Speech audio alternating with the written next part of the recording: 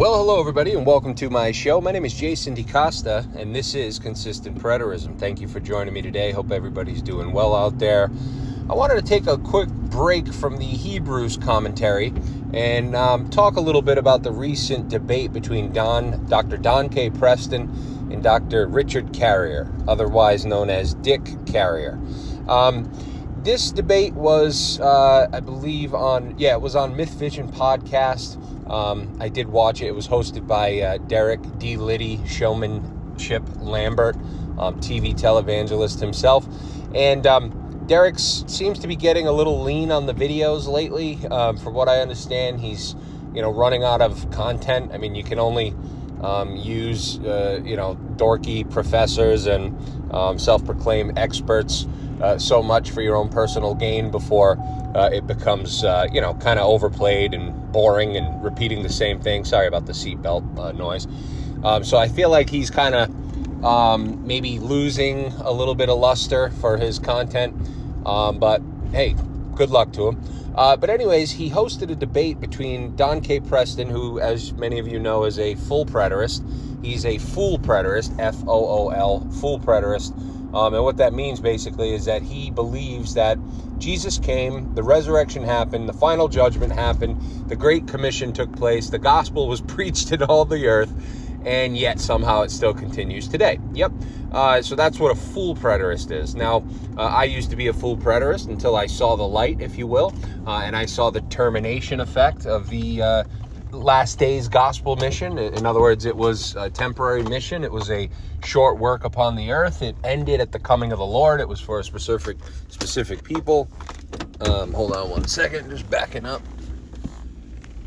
And so I came out of that view myself and realized how inconsistent it was. And that's why we call them inconsistent fool preterists, because they take such a foolish viewpoint. So anyways, Dr. Don was debating Richard Carrier, the renowned atheist, the renowned guy who I guess believes that Jesus didn't exist. He was more myth. And if you've been around my channel for some time, you know that Carrier actually produced a anti-IO blog.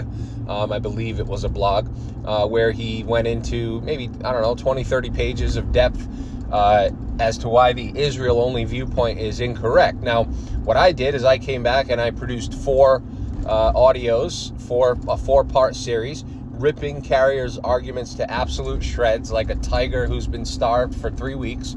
And it's on my YouTube channel. So if you ever get the urge to hear Carrier's arguments ripped apart, please do go check those out. They were very well received. And that's to be expected, right? Carrier's not a very, Bible interpretation, but biblical understanding, actually piecing the Bible together. These are not strong suits of Richard Carrier, right? He's a historian. He's, good with the ancient facts, and, he's a nerd, basically, for lack of a better term. But he's not a Bible scholar at all, despite what some people may think. He's an atheist. He's a nerdy atheist.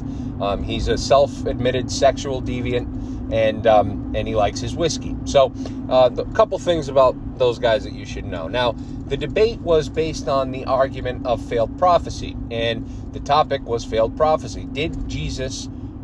Was Jesus' second coming prediction and prophecy, was it a failed prophecy, or did it actually occur? And of course, Don took the argument or said it wasn't a failed prophecy, and that Christ did return, and that he did establish his kingdom, and that we are living in it now, yada, yada, yada. And Richard opposed that view and said, no, it was clearly a failed prophecy. Look at the text, look at the clear writing that's in Paul, specifically, in Corinthians, Thessalonians, whatnot. Look at what he says, and there's no chance that this occurred, right? That he's expecting a literal bodily resurrection of the dead. He's expecting a literal change to a mortal. And honestly, in that regard, I felt like Carrier held Don's feet to the flame, right? He really put it on him. And I think Don was out of his league anyway. I mean, Don Don's a hillbilly country boy who likes the Bible, right? He's not a geeky historian. He doesn't know all the facts. There were things that he said in the debate that you kind of cringed because he was wrong.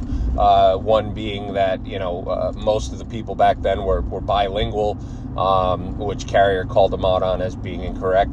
But, historical fact and whatnot, that's not Don's strong suit. He's a Bible guy, and he likes to kind of piece things together. I got to learn to buckle up. So Don, I think Don was a bit out of his league. The constant not being able to pull up his, PDF, screenshots or whatever he was doing it was kind of annoying. He didn't understand how to work his computer half the time. He had to get up a few times. One thing that kind of annoyed me was that when it was his turn, we had to wait for him to pull up his content. I mean, why wasn't that already queued? Things like that, right? Just things that make a debate go better and go smoother. Don just was not on the ball in that regard. And debates are always kind of weird, right? They're never going to change anybody in the first place. But this kind of debate where you have two completely opposing, polar opposite viewpoints going head to head really, in my opinion, doesn't make for a great debate. So I wouldn't say that this was one of the greater debates. You got one guy coming from the atheist view where his fan base or supporters would be geeky atheists who hate the God of the Bible, basically. And on the other side, you have Don and his fan base or his supporters who are, for the most part, inconsistent hillbillies who love the Bible but are completely confused. So you have two different spectrums of the coin here, or of the side, going at it, and it really doesn't make for a great debate because they're not really on the same page in anything, right? They're so opposite that they're just kind of presenting their viewpoint, right? And there's not a lot of overlap. There's not a lot of interaction and locking horns on specific issues. So I felt that was a problem. But overall, I felt like Carrier won the debate for sure.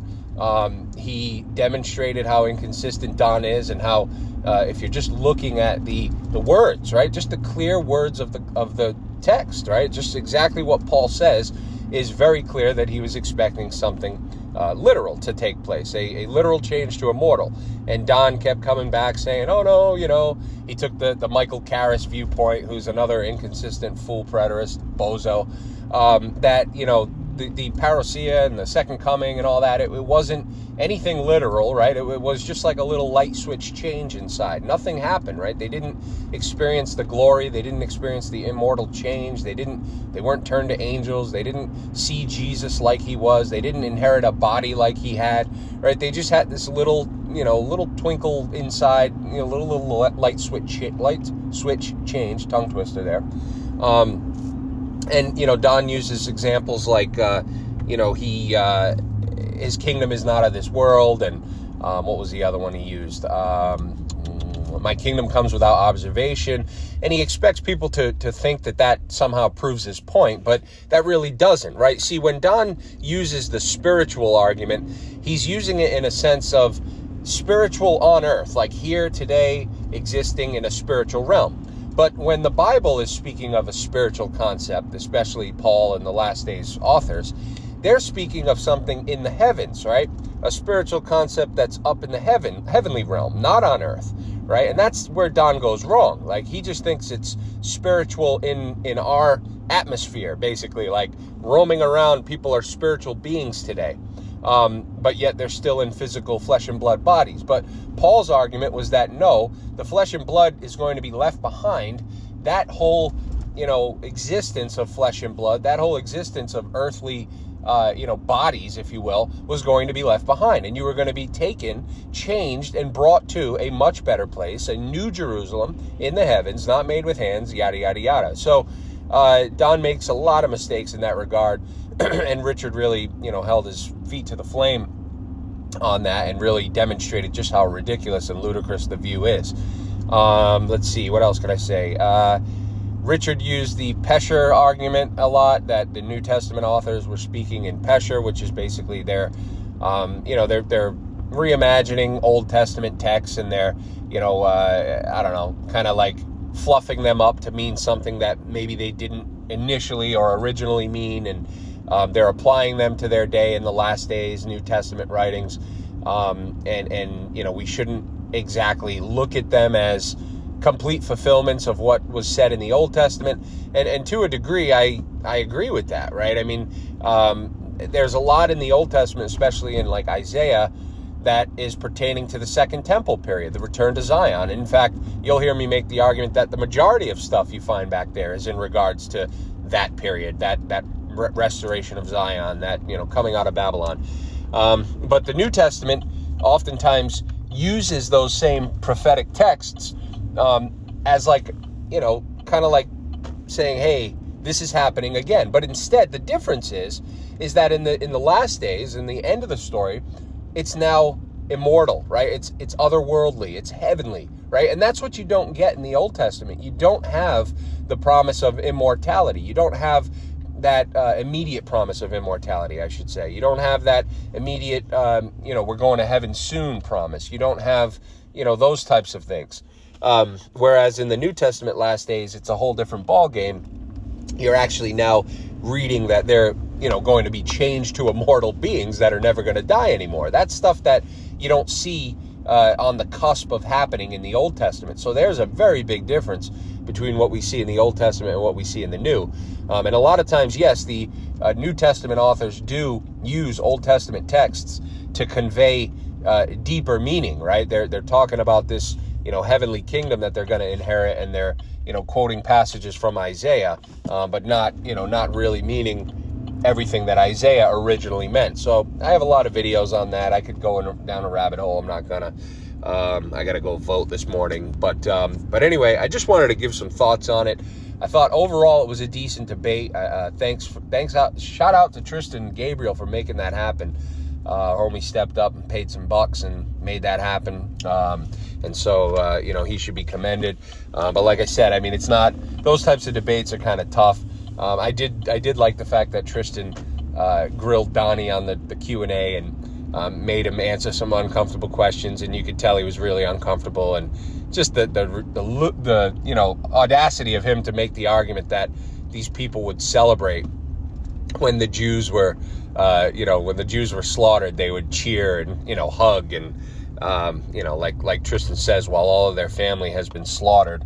It's just kind of laughable. But anyway, I'm rambling now. I'm trying to find this building to go vote. So I hope everybody has a great day. If you like this little short quip, give it a like-a-rooski. If not, bend over, take a hike-a-rooski, and we'll see you on the next one, where we'll be continuing our study of the book of Hebrews. Take care, everyone. Bye-bye.